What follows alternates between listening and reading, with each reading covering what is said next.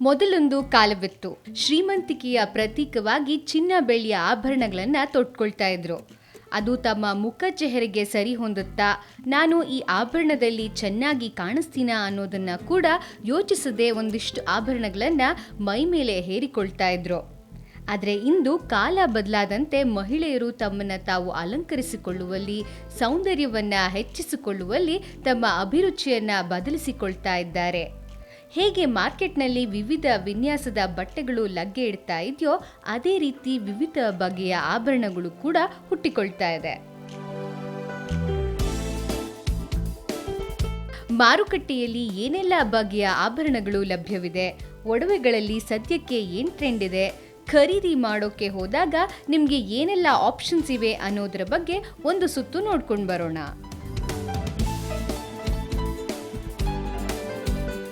ಚಿನ್ನದ ಆಭರಣಗಳನ್ನೇ ತಗೊಂಡ್ರೆ ಅದರಲ್ಲಿ ಕೂಡ ಈಗ ಎಲ್ಲ ಸಂದರ್ಭಗಳಿಗೆ ಸರಿ ಹೊಂದುವಂತಹ ಆಭರಣಗಳು ಲಭ್ಯವಾಗ್ತಾ ಇವೆ. ಇನ್ನು ಬಂಗಾರದ ಆಭರಣಗಳನ್ನೇ ಅನುಕರಣೆ ಮಾಡಿ ಅತ್ಯಂತ ಸುಂದರ ವಿನ್ಯಾಸಗಳ ಮೂಲಕ ಹೆಂಗೆಳೆಯರ ಮನ ಗೆಲ್ತಾ ಇರೋ ಆಂಟಿಕ್ ಆಭರಣಗಳು ಯುವತಿಯರ ಹಾಟ್ ಫೇವ್ರೆಟ್ ಅನ್ಬಹುದು. ಸಾಂಪ್ರದಾಯಿಕ ವಿನ್ಯಾಸ, ಸೂಕ್ಷ್ಮ ಕುಸುರಿ ಕೆಲಸದ ಮೂಲಕ ನೀರೆಯರ ಅಂದವನ್ನ ಹೆಚ್ಚಿಸೋ ನಿಟ್ಟಿನಲ್ಲಿ ಆಂಟಿಕ್ ಆಭರಣಗಳ ಪಾತ್ರ ಅಪಾರ.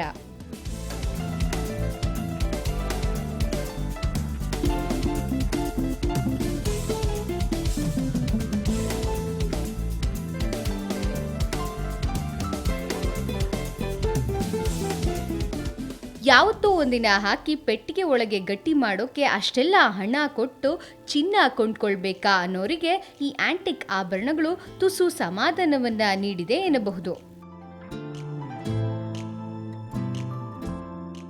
ಇನ್ನು ಪರಿಸರ ಮಾಲಿನ್ಯ ಹೆಚ್ಚಾಗ್ತಾ ಇರೋ ಕಾರಣದಿಂದಾನೇ ಏನೋ ಯುವ ಜನತೆ ಈಕೋ ಫ್ರೆಂಡ್ಲಿ ಜ್ಯುವೆಲರಿಯತ್ತ ಹೆಚ್ಚು ಆಕರ್ಷಿತವಾಗ್ತಾ ಇದೆ. ಇಂತಹ ಪರಿಸರ ಸ್ನೇಹಿ ಜ್ಯುವೆಲರಿಗಳಲ್ಲಿ ಟೆರಾಕೋಟಾ ಜ್ಯುವೆಲರಿಗಳು ಇತ್ತೀಚೆಗೆ ತುಂಬಾನೇ ಬೇಡಿಕೆಯನ್ನ ಪಡೆದುಕೊಳ್ತಾ ಇವೆ. ಟೆರಾ ಅಂದ್ರೆ ನೆಲ ಅಥವಾ ಮಣ್ಣು ಎನ್ನುವ ಅರ್ಥವಿದೆ. ಕೋಟಾ ಅಂದ್ರೆ ಸುಟ್ಟ, ಬೇಯಿಸಿದ ಅಂತ ಅರ್ಥ. ಒಟ್ಟಾಗಿ ಟೆರಾಕೋಟಾ ಅಂದ್ರೆ ಮಣ್ಣನ್ನ ಸುಟ್ಟು ಮಾಡುವ ಆಭರಣ.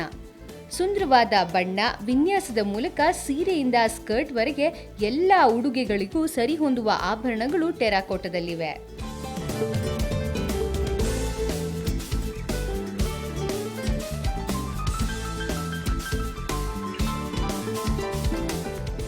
ಇನ್ನು ಬಣ್ಣ ಬಣ್ಣದ ಪೇಪರ್ಗಳನ್ನು ಉಪಯೋಗಿಸಿ ಕೂಡ ಆಭರಣಗಳನ್ನು ತಯಾರಿಸಬಹುದಂತೆ.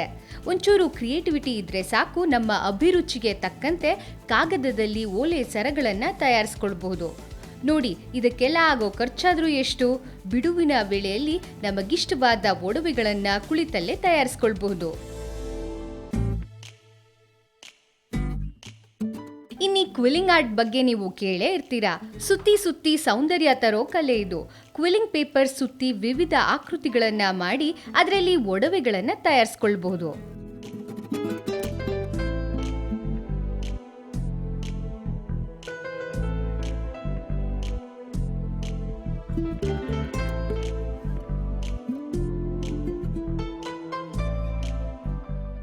ಇನ್ನು ಉಪಯೋಗ ಇಲ್ಲದೆ ಬಿಸಾಡೋ ಪ್ಲಾಸ್ಟಿಕ್ ಬಾಟಲ್ಗಳಿಂದ ಕಣ್ಸೆಳೆಯೋ ಹ್ಯಾಂಗಿಂಗ್ಸ್ಗಳನ್ನು ತಯಾರಿಸಬಹುದು.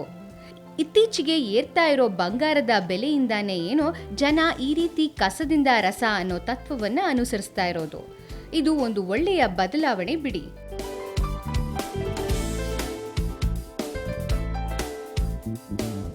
ಇಷ್ಟೇ ಅಲ್ಲದೆ ಅಡುಗೆಗೆ ತಿರುಳನ್ನು ಬಳಸಿ ಬಿಸಾಡೋ ಕರಟೆ ಚಿಪ್ಪಿನಿಂದ ಚಾರ್ಮಿಂಗ್ ಜ್ಯುವೆಲರಿ ತಯಾರಿಸೋದು ಅಚ್ಚರಿದಾಯಕವೇ ಸರಿ.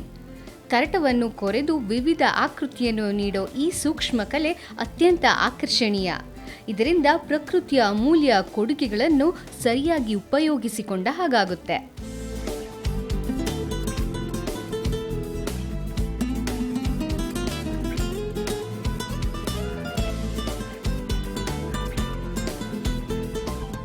ಇದೆಲ್ಲ ಸರಿ, ಹೆಂಗಸರ ಕ್ರಿಯಾತ್ಮಕತೆ ಎಷ್ಟಿದೆ ಅಂದ್ರೆ ತಿನ್ನೋ ಬ್ರೆಡ್ ಇಂದ ಕೂಡ ಬಗೆ ಬಗೆಯ ಆಭರಣಗಳನ್ನ ತಯಾರಿಸಕ್ಕೆ ಶುರು ಮಾಡಿದ್ದಾರೆ. ಈ ರೀತಿ ಆಭರಣಗಳ ಲಿಸ್ಟ್ ಹೇಳ್ತಾ ಹೋದ್ರೆ ಒಂದಿನ ಸಾಲೋದಿಲ್ಲ ಬಿಡಿ.